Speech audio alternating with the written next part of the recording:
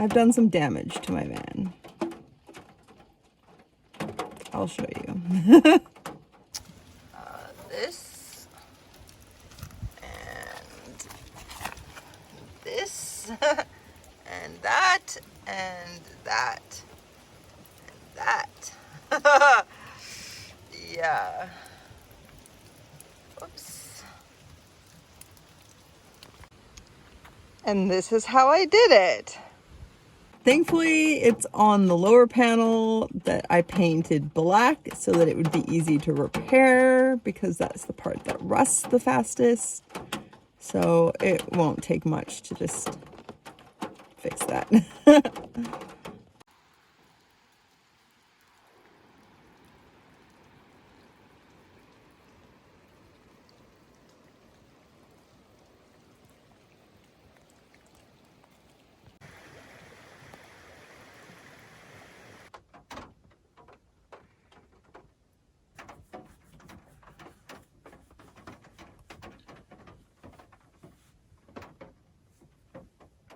So I got here and there was like oil stains around where I had been trying to park. And I don't know if they were here before. So of course, because I had just done something stupid like scratch out the side of my van, I got pretty paranoid that something was wrong with my van. And so I like drove and like parked at a couple different spots, and it seemed to like be oil spots in all those spots. So I look under and I see some dripping from one of the transmission joints. I was like, oh, that's bad, that's bad. And I was about to like just panic and go to town to get help before it could like drain out. Because I was like, oh, worried that if it drips while I'm parked here for an entire night or day, that I won't make it to town. And so I just decided to go for a little walk and think rationally. And so I got under my van and like felt around all the drips, and none of them were oily. I don't even know if transmission fluid is oily. I should know this, but I don't. And yeah, just like checked everything that was like dripping, and it all seemed watery. There was a big clump of like snow that was causing most of the drips. And I don't know where that snow came from, because I haven't driven through snow in a couple months. So that really doesn't make sense to me. It was just like dirt and snow, like compacted, like in this. So weird. But I checked the oil and transmission fluid levels, and they're both fine. Like, they're both totally fine. They're where they were last time I checked them before coming out here, because I do check all my fluids quite frequently, especially before any long drive or any extended backroading time, adventure or whatever. So everything seems fine.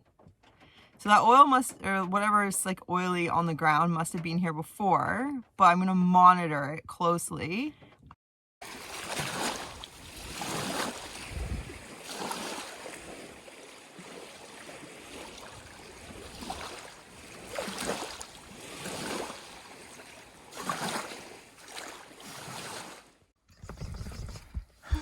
Oh, are we going on an adventure, Frank? We're going on an adventure.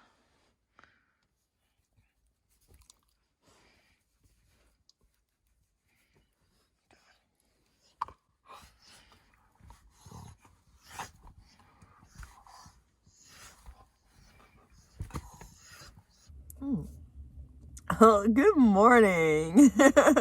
My coffee is so good today. I've been putting in this cinnamon spiced honey that Flossie got me. It's so good. It's kind of like cinnamon hearts. Those like little heart candies are kind of spicy. It's really nice with the coffee. Anyways, I've been enjoying my coffee and the view of the lake and spending time looking at the map. I spend a lot of time looking at maps, actually. Probably average an hour a day when I'm on this type of adventure.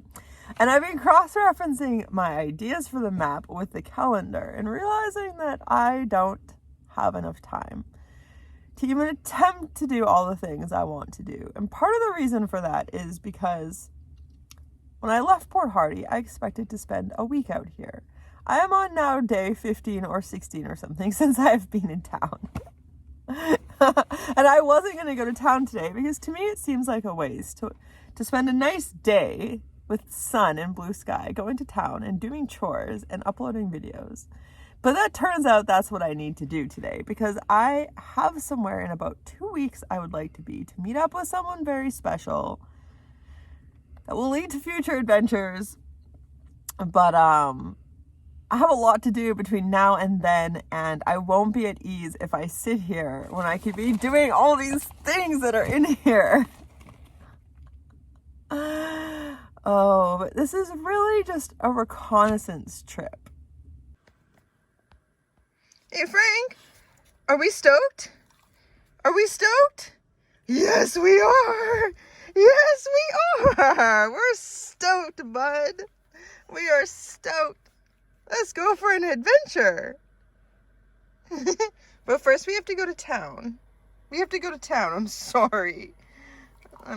We gotta get gas. You have gas quite often. You don't have to worry about that.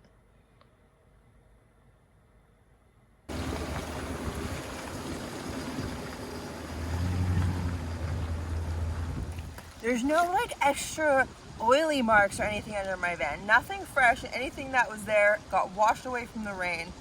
I don't know if it was from me or not, but I am definitely going to keep a close eye on this engine and transmission and anything else that could leak or break or anything, as always, because it means a lot to me. Well, I ain't ever seen nothing like this on the back roads. That's interesting. All right, so I'm in town. First things first, I filled up with gas. I had 10 liters left in the tank. So I feel like for everything I saw on the amount of gas I used, I really got a good show. Because it was like the last like 6 videos or something.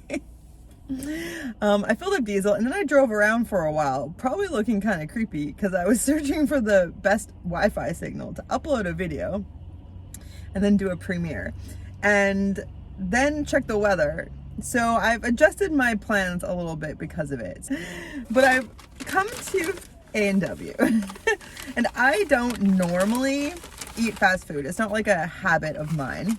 I did when I was younger, but I really only do on special occasions like travel days, which today is gonna be. But I don't know if you're aware, at pretty much any fast food places, including A&W, you can get a dog patty.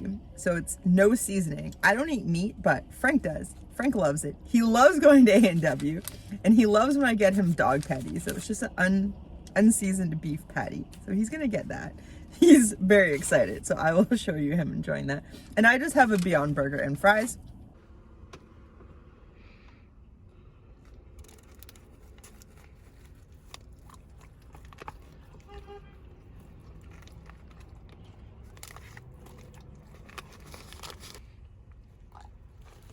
Oh! Whoa! That was a huge mouthful. There you go, bud. Oh, you love it. You love your dog patties. Good boy. And here all these people are thinking that you don't get meat. You sure do, Frank. You do. I wouldn't take that from you.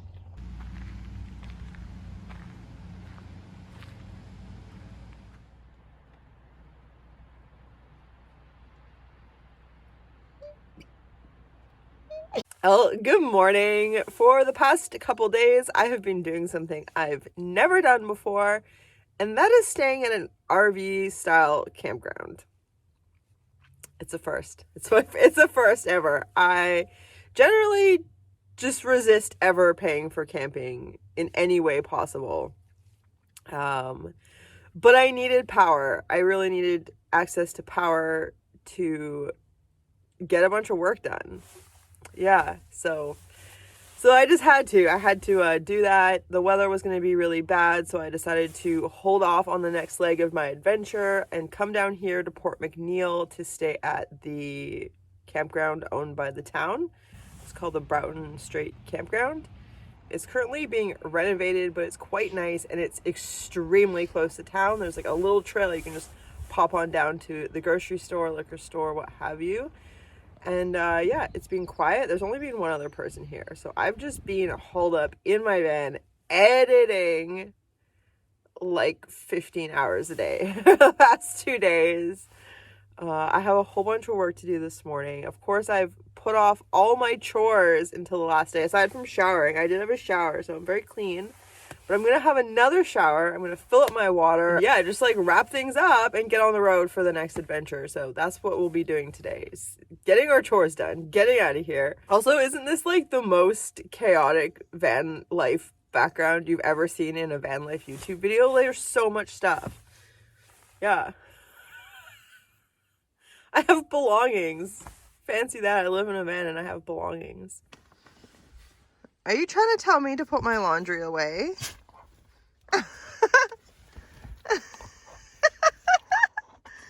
It's a mess, isn't it, Frank? We got some stuff to do before adventure, bud.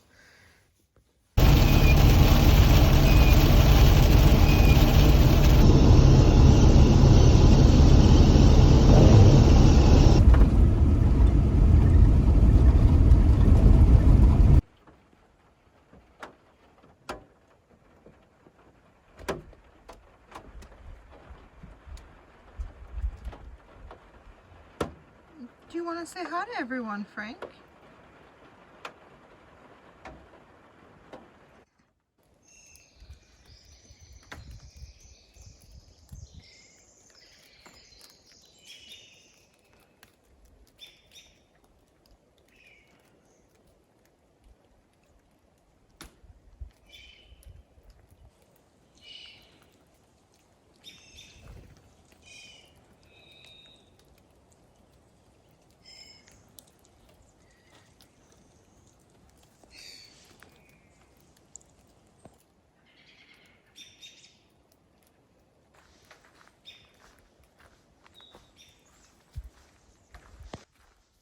Good morning. There was a trail by camp, so Frank is taking me for a walk. It's very nice. He stops to look behind to make sure that I'm not being left without him. But the sign said old growth forest, and it seems I have just come into the area with the big trees, so it's very nice.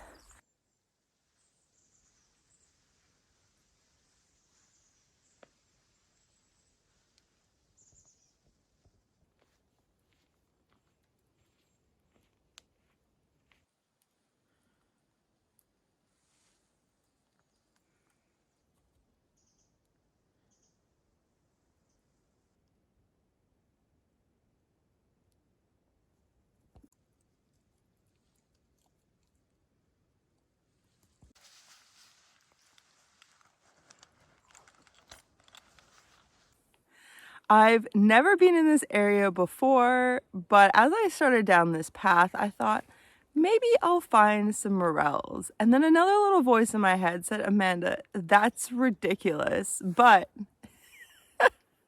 I found some morels. It's like I knew.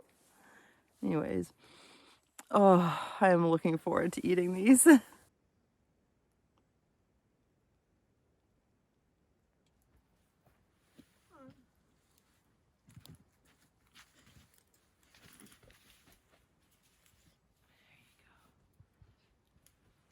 Nice, bud. Let's continue. Let's see if we find some more mushrooms, hey? I've started having to help Frank down big drops like this, but it's really nice that he knows his limits. So if it's a bit too much for him to do on his own, then he just pauses, and I take that as a sign to come and help him. And he's pretty cooperative.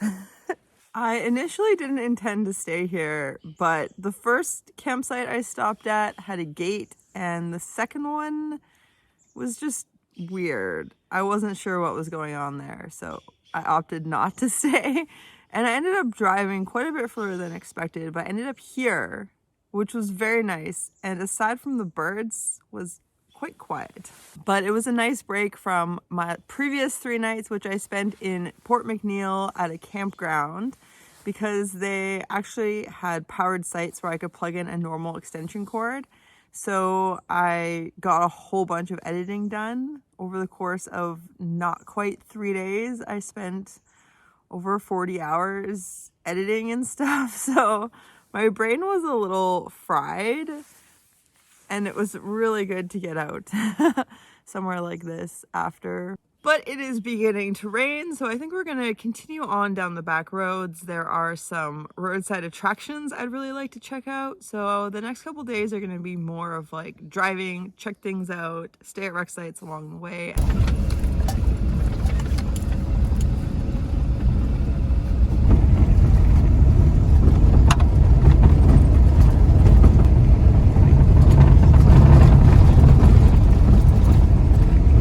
So it's really quiet out here and the road is bumpy, so I drive pretty slow. I'm out driving back roads. I'm not really trying to get anywhere. So I was doing about 25 kilometers an hour average. And I'm looking over in the trees and I'm like looking down to try to see a cabin on the shore because there had been people parked up top. So I'm like kind of scanning through the forest. And then I look up and I see this creature slink off the side of the road. And of course my brain at first is like, oh, like that deer was walking kind of weird. And then I'm like, no, Amanda, that was not a deer. That was a huge cat. That was a cougar.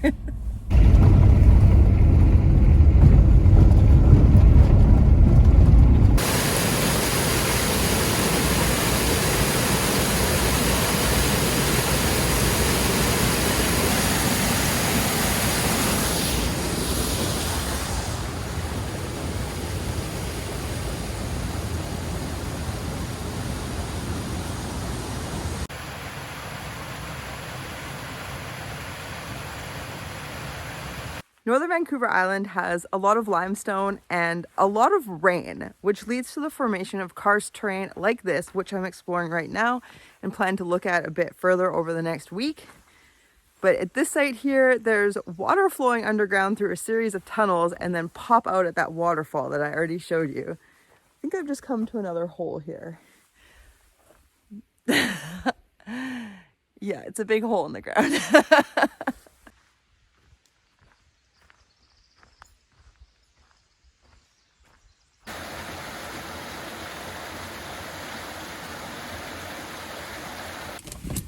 That was a nice, short, Frank approved hike, but it's not raining, so I'm going to take advantage of that to go to a nearby rec site and cook up those morels for lunch.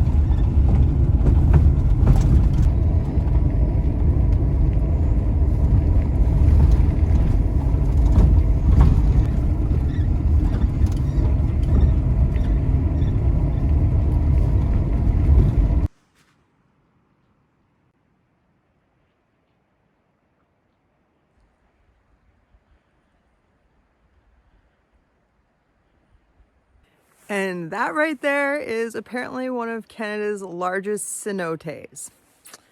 Who knew?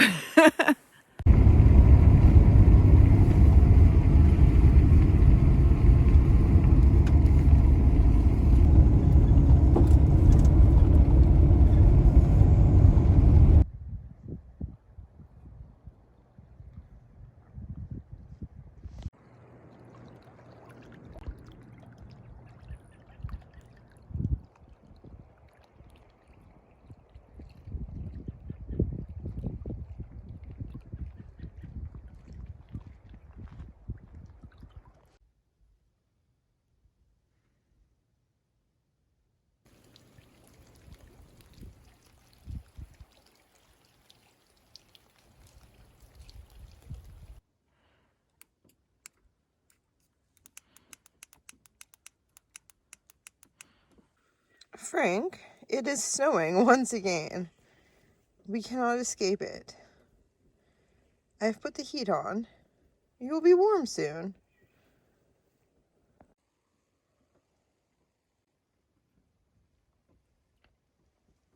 I stopped at a different rec site earlier, but there was a bear on the road ahead of me on the way in, and then it got really steep and loose, and I just thought there was a high chance of getting stuck. So I ended up here, and it got very cold, and so I decided to just stop and chill and have some tea, and now it's snowing.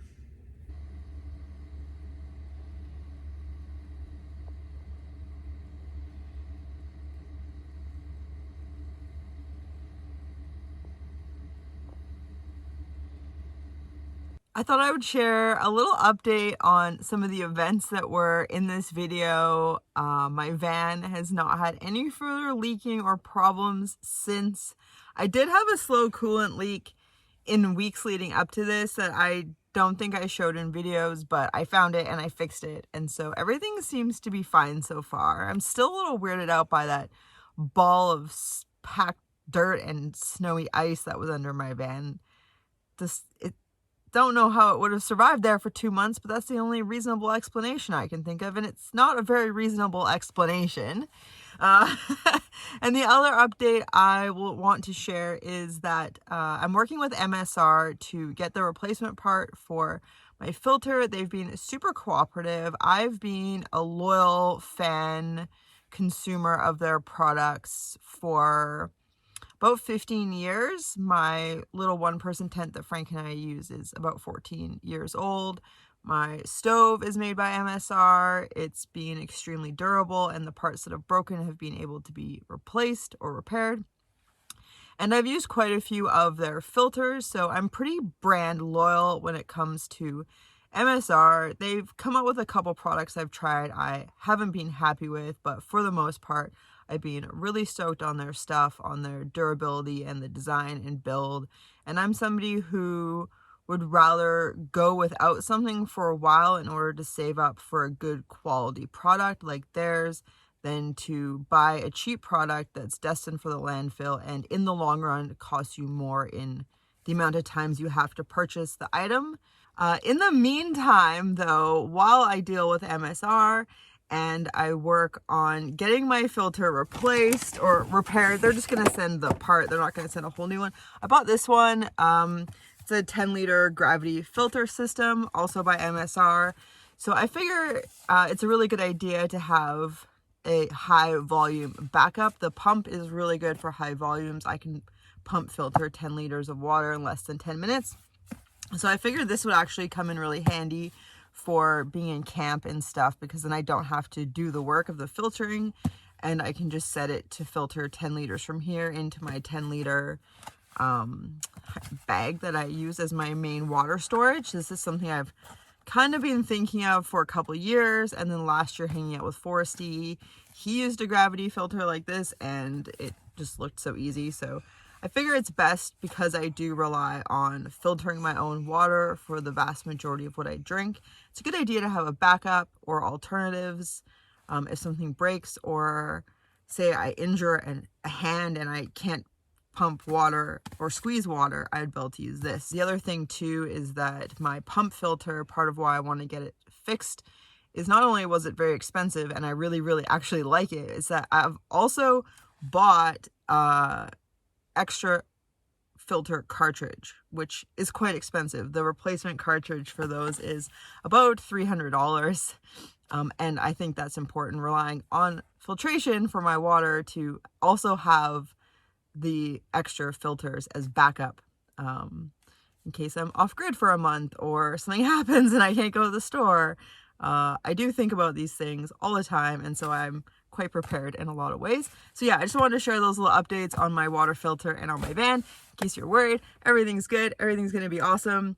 And that's it for this video. So another long talk at the end of the video.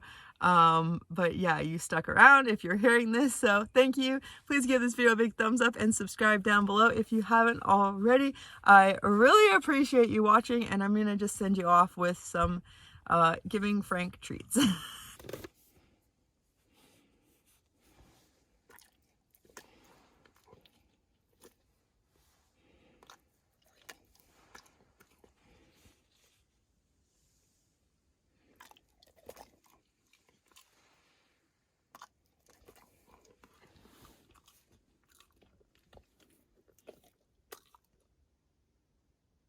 if you're looking for something else to watch, I thought it would be interesting to suggest some of my older videos. So this one here is the first video I ever made before I was actually trying to make this a career. And this one is one of my very early videos that I enjoyed, but is my least viewed video. So hope you enjoy one of those, and if not, we'll see you next time. Bye.